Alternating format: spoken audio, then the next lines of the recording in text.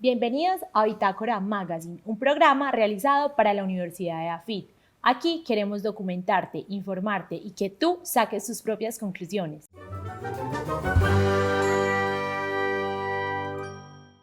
¿Sabías que Venezuela es el país con la segunda capital más peligrosa del mundo? Es el país con la mayor inflación en el mundo.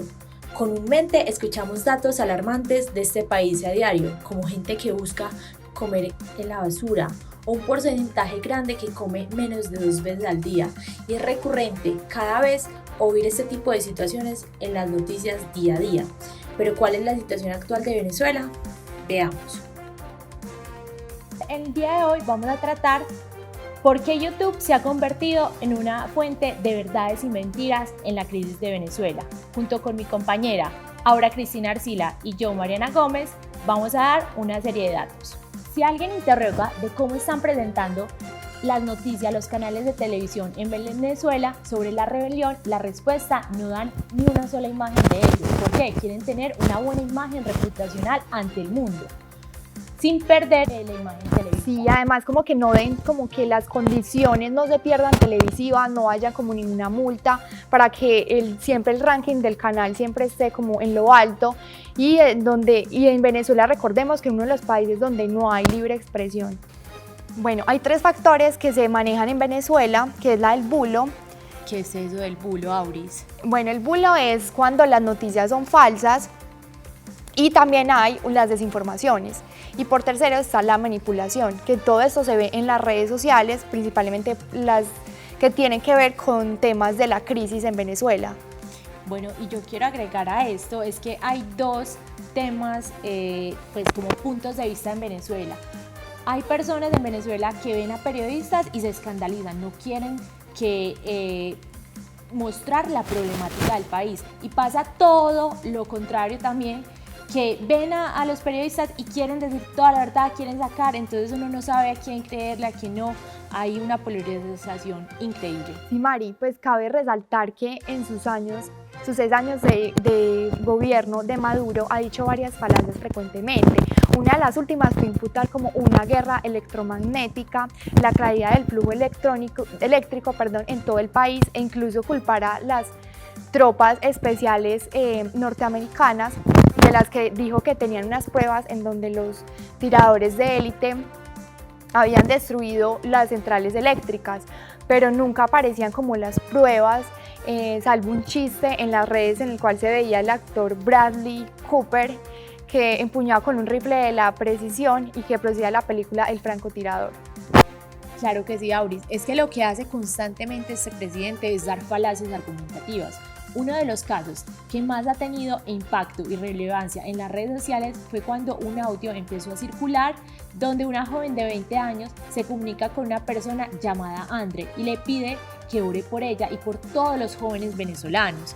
¿Con qué? Con ese rumor de que estaban reclutando a esos jóvenes y llevarlos como para las cárceles y eso. Obviamente esta noticia fue falsa. El hecho sí es que se empezó a esclarecer y a rumorar esto porque muchos menores y adolescentes estaban detenidos. Es muy importante, Mari, conocer sobre estos casos que se presentan de noticias falsas por redes sociales. En el caso de los medios de comunicación y redes sociales, según Luis Carlos Díaz, comunicador venezolano y experto en redes sociales, hay una hambre informativa donde hay censura contra los medios, como es el caso de YouTube, Twitter y medios de comunicación en general y otras redes sociales. Muchas veces se dan desinformaciones o no se dan como ciertas informaciones para posiblemente no informar a los ciudadanos venezolanos sobre el estado del país. Y afirma también Bernardo Herrera, historiador y comunicólogo de la Universidad Central de Venezuela. Esto pasa con la desinformación, para como invadir y toxicar las redes sociales de noticias falsas para no hacer nada creíble, para que los venezolanos como que no tengan como esa alternativa de información ni siquiera en las redes sociales. También afirma que toda esta información sale de una especie de laboratorio con el fin de desinformar, con miras a a mirar como la credibilidad de las pocas instituciones que quedan. Y según él, la fuente podrían ser las salas situacionales que el gobierno tiene hace mucho tiempo. Bueno, y como aquí te documentamos, te informamos y tú sacas tus propias conclusiones, vamos con María Paula Rodríguez, nuestra reportera, para que ella nos pueda dar un informe general de cómo es la situación con un experto. Nos vemos en la próxima emisión en Bitácora Magazine. Así es, Aura y Mariana, mi nombre es María Paula Rodríguez y me encuentro con Rafael Paredes. Él es estudiante de comunicación social y vivió 16 años en Venezuela. Rafael, cuéntanos por qué crees que YouTube se ha convertido en una fuente de verdades y mentiras en la crisis de Venezuela. Claro que sí, mira, el problema es un poquito complicado y podría darse por una discusión muy larga, sin embargo yo creo que se puede resumir en lo siguiente. El problema de la censura de los medios en Venezuela empieza cuando llega el oficialismo al país en el 98. Ahí empieza el proceso en que se viene, digamos que, limitando la libertad de expresión en Venezuela. Todo comenzó con la clausura de RCTV en el 2007, que era el canal al que tenían acceso todos los venezolanos. Y desde que se cerró ese canal ha venido más en detrimento de la libertad de expresión en Venezuela. Canales que digamos que no tomaban partido para ningún lado político pasaron a ser del gobierno, como por lo menos lo era Globovisión, como lo es Venezolana Televisión. Entonces, ¿qué pasa con todo esto y toda esta censura de medios que ha venido hoy en día a ser algo tan fuerte como que si se llega a mencionar en televisión que Guaidó es presidente interino, puede hacerse una sanción al medio? Entonces, eso ha terminado por hacer que los venezolanos migren sus maneras de comunicarse. Entonces han pasado de las maneras tradicionales a las redes sociales y se ha visto esa migración en Twitter, en Facebook, en Instagram y bastante también se ha visto en YouTube. Entonces, ¿qué pasa?